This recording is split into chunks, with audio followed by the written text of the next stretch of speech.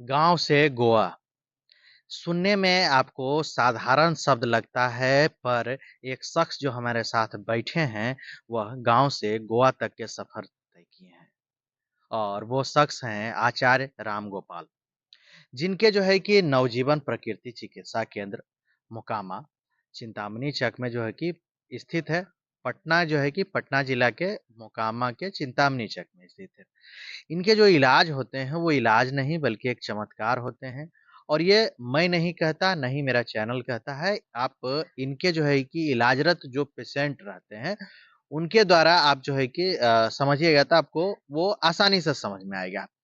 आज हम बात इसलिए जो है कि गाँव से गोवा की किया हमने क्योंकि एक सफ़र इनका जो है कि ग्रामीण लोगों के बीच में मुफ्त चिकित्सा को लेकर चलता था और उसे बढ़ाते हुए आज जो है कि गोवा में जाके विदेशी लोगों के भी इलाज कर रहे हैं और हमारे प्रकृति चिकित्सा के जो बृहत रूप होता है उससे लोगों को अवगत करा रहे हैं। तो हम स्वागत करते हैं राम गोपाल जी का और समझते हैं कि क्या कुछ ऐसा है। तो स्वागत है सर। जी, नमस्कार सर। पहले तो ये है कि आपने जो है कि ग्रामीण क्षेत्र से शुरुआत किया लोगों को प्राकृतिक चिकित्सा क्या है करके और आज की डेट में आपने गोवा तक के सफ़र किया। तो पहले तो ये एक छोटा-सा अनुभव हमारे साथ शेयर जी, बिल्कुल सबसे पहले तो ये बताना चाहेंगे कि अपने आप में बहुत ही खुशी महसूस हुई क्योंकि गुरुजी से जैसे हमने महाराष्ट्र में गुरुकुल योग आश्रम में प्रशिक्षण लिए और प्रशिक्षण लेकर के हम मोकामा में 10 साल से सेवा दे रहे हैं और शुरुआती दौर में काफ़ी स्ट्रगल करना पड़ा क्योंकि लोग कहीं न कहीं गाँव में मिट्टी, पानी, धूप, हवा से जुड़ना नहीं चाहते हैं। उनका कहना रहता था कि हम तो मिट्टी, पानी, धूप, हवा के बीच में ही रहते हैं। लेकिन उनके बीच भी हमने कैसे मिट्टी, पानी, धूप, हवा का इस्तेमाल करना चाहिए उसे सिखाने का प्रयास किए और कर भी रहे हैं और उसके साथ-साथ हम अपने मित्र के आश्रम गोवा में भक्ति योगशाला गोवा गए और वहाँ पे वो फॉरेनरों को योग का प्रशिक्षण देता है, जहाँ पे हमने जाकर के अपने प्राकृतिक चिकित्सा और मर्म चिकित्सा के वजह से बहुत सारे लोगों को ट्रीट किया। ये सवाल यही था कि जैसे अब यहाँ अगर ग्रामीण क्षेत्र की जो मोकामा अगर माना जाए तो ग्रामीण क्षेत्र क्योंकि हम पटना जिला में आते हैं और ये इसका जो है कि ग्रामीण एरिया भी कहा जाता है कि पटना ग्रामीण भी लोग कहते हैं। ग्रामीण क्षेत्र में आप इलाज करते हैं तो चीज़ों को शायद उस तरह के समझ में नहीं आते। जब आप गोवा पहुँचे और वहाँ जो है सैलानी जिसको हम लोग कहते हैं, तो किस तरह से वो जो है कि इस ट्रीटमेंट को स्वीकार किए और कैसा पेशेंट मिला? जी, वहाँ पे तो 2-3 ऐसी महिलाएँ मिली जो एक फ्रांस से थी, जर्मनी से थी, एक जेंट्स जो थे वो स्कॉटलैंड से थे। तो उन्होंने सिर्फ़ यही बताया कि जैसे हम लोग जो यहाँ चिकित्सा करते हैं, वो प्राकृतिक चिकित्सा के साथ-साथ आयुर्वेदा का एक बहुत ही पौराणिक चिकित्सा पद्धति है, जिसे हम लोग गुप्त विद्या के रूप में पहले जानते थे, उसे मर्म विद्या कहा जाता था। ठीक, तो मर्म विद्या के माध्यम से जब हमने उनको ट्रीट किया, तो उन्होंने बताया कि आज तक ऐसी चिकित्सा होती है ये हम जानते भी नहीं थे और उनको जो रिजल्ट मिला उस रिजल्ट से वो इतने प्रभावित हुए कि वो हिंदी सीख करके बिहार आना चाहते हैं मर्म विद्या सीखने के लिए। यानी कि जो है कि जो उनके जीवन में जो परेशानी थे, उसको ख़त्म करने के बाद उस पद्धति को जीना चाहते हैं। जी, बिल्कुल। और सबसे पहले तो बताएँ कि जैसे उनके जो अगर उनके डिजीज़ के बारे में बोला जाए तो उन्हें जैसे एक बच्ची थी जिनका आँख हमेशा ब्लिंकिंग करते रहता था। वो 25 ईयर से तकरीबन आँख रेस्ट में गया ही नहीं था, हैवीनेस रहता था आँखों के पास और हमेशा आँख ब्लिंक करते रहता था। नींद जो है गहरापन नहीं आता था, तो उनको जब हमने मर्म थेरेपी दिया, मर्म विद्या के माध्यम से जब मर्म चिकित्सा के माध्यम से उनका ट्रीटमेंट किए, उपचार किए, तो वो तकरीबन 3 सीटिंग में ही वो बोली कि जिस तरह से एक छोटा बच्चा सोता है, उस तरह से हमें नींद आया और उनका जो आँखों का जो ब्लिंकिंग था, वो पूरी तरह से टोटली 3 सीटिंग में स्टॉप हो गया। तो क्या इस तरह के जो बीमारियाँ जो बता रहे हैं, चूँकि हम बीमारी के नाम नहीं ले रहे हैं, चूँकि सब किसी न किसी लोगों का निजी एक चीज़ें हैं कि बीमारियाँ होना। तो ये जो बताया जा रहा है कि इस तरह के जो है कि मैं ये बीमारी में, तो क्या ये बीमारियाँ जो है कि अंग्रेज़ी दवा, होम्योपैथिक, आयुर्वेदिक जो चलन में है, वो सब चीज़ों से ये सब के कोई जगह नहीं है ठीक होने की? जैसे देखा जाए कि हमने जब उनसे पूछा कि क्या आपके देश में इस तरह की कोई अल्टरनेटिव थेरेपी होती है? तो उन्होंने डायरेक्ट बोला कि नहीं।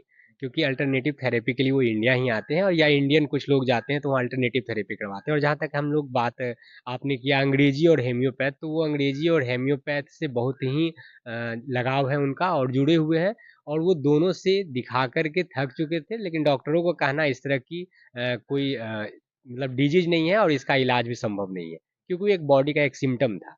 ठीक, और उसके उनके साथ और भी जो कई एक सहपाठी थी, जिसमें एक थी, उनका मतलब हैवीनेस रहता था हार्ट के पास, ब्रीदिंग लेने में उन्हें प्रॉब्लम होता था, और साथ में स्मॉल फिंगर जो होता है वो उसमें हमेशा पेन रहता था।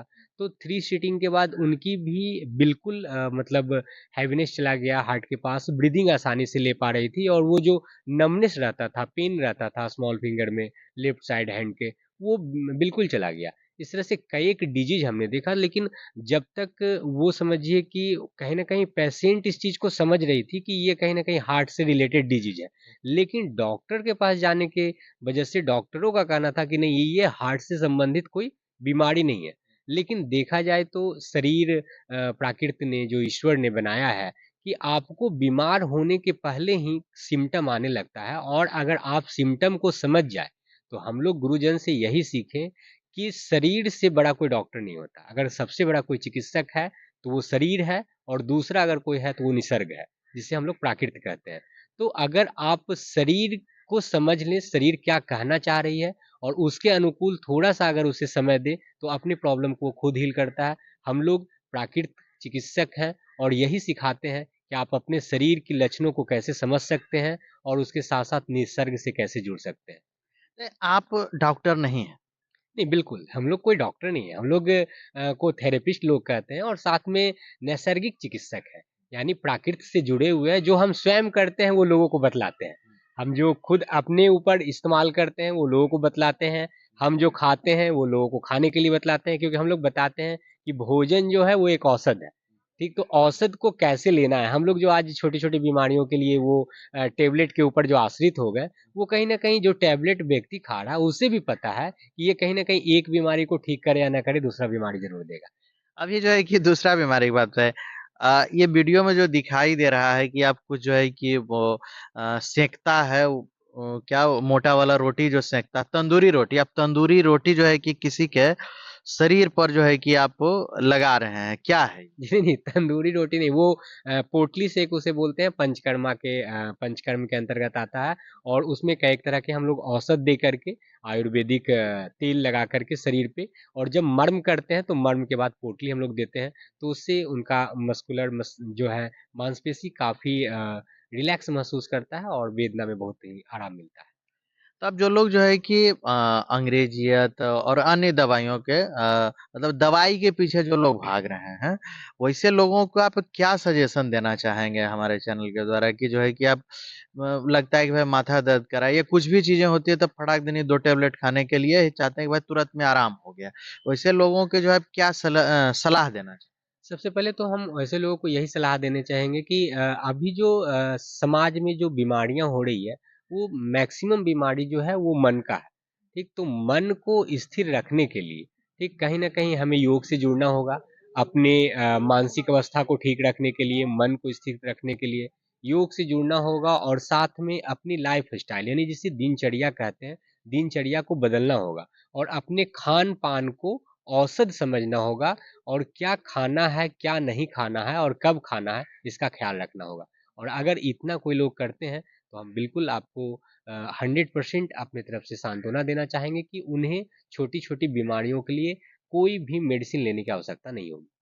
ये अब पटना जिला में जो ये आपका आश्रम है, इसका लोकेशन थोड़ा लोगों को ये होता है कि भाई कहाँ लोकेशन है? तो अगर बताना चाहें सही से कि जो आपके आश्रम में पहुँच सके, तो क्या लोकेशन में पहुँचे?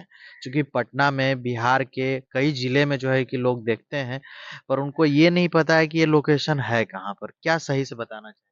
जी, जैसे कि आपने बोला ही आश्रम, ये आश्रम है, तो आश्रम माँ गंगे के प्रांगण में, माँ गंगे के घाट पे, निसर्ग के यानी प्रकृति के बीच में, मोकामा से बाहर, मोकामा क्षेत्र से बाहर, यानी मोकामा के जो लास्ट गांव है चिंतामणि चक, बस चिंतामणि चक जहाँ पे खत्म होती है, तो चिंतामणि चक ही बोलते हैं इसे। तो चिंतामणि चक से एक चौराहा, एक रास्ता पूरब की दिशा में आती है, उस रोड को अगर आप पकड़ के थोड़ी दूर आगे आते हैं तो आपको एक ठाकुरबाड़ी मिलता है।